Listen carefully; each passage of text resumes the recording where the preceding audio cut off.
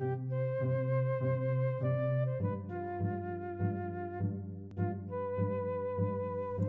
I'm James Harvey, the professor of music theory at the College of Southern Nevada with 5-Minute Music Theory, and this video is going to be the first in a series of videos about seventh chords. So seventh chords are really similar to triads. In fact, a seventh chord starts by constructing a triad. Triads. I'll put triad, and then we add a seventh to that triad, just the interval of a seventh. So let me show you an example of a seventh chord. We're going to start with a C major triad. And just as we had with triads, in seventh chords we have roots, we have thirds, and we have fifths. So I'm going to use C as I did with all the examples when we were covering triads. C, E, G is a C major triad. Now if I want to turn this into a seventh chord, I need to add a seventh to it. And there's a few different types of seventh chords. There's 5 of them, in fact, that we need to learn. There's really more realistically than 5, but there's only 5 naturally occurring seventh chords. And seventh chords that really exist in tonality because they contribute to a tonal center. A really common type of seventh chord is this, where we have a major triad, excuse me, and we have a minor seventh. This is what is called a dominant seventh chord, and that's the first seventh chord that we're going to work with, and we're going to cover that in this video.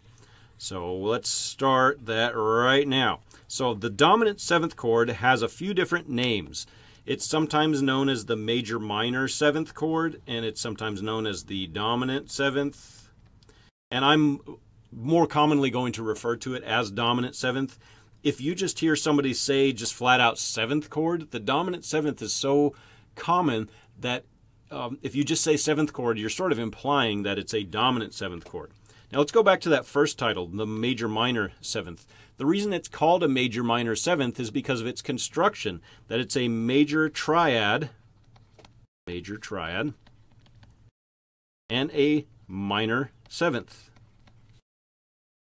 And that's really it. As long as you know your triads and your intervals, then seventh chords are super easy. It just takes a little bit of memorization to remember the construction of each specific seventh chord.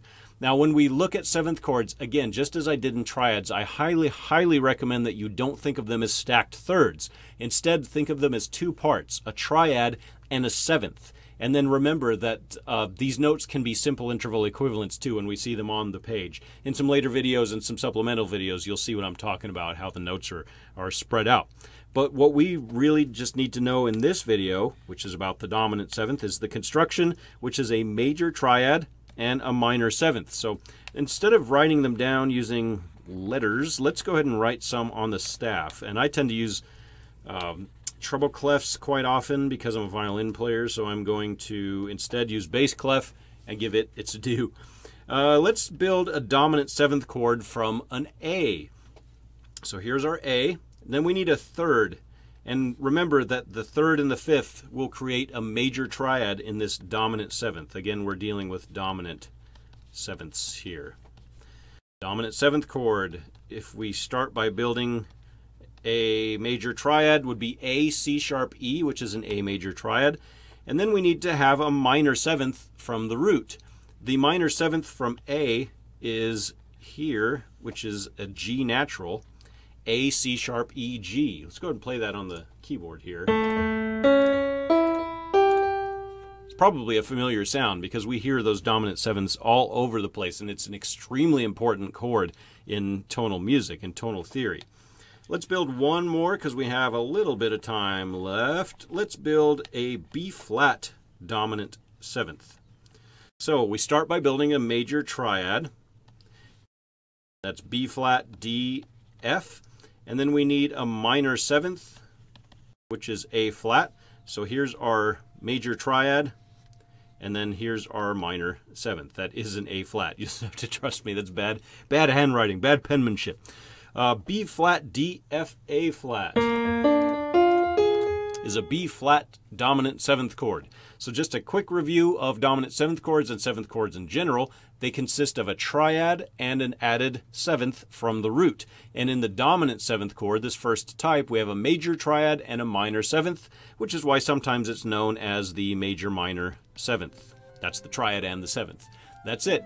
Now let's cover the next few types in the next few videos. Thanks.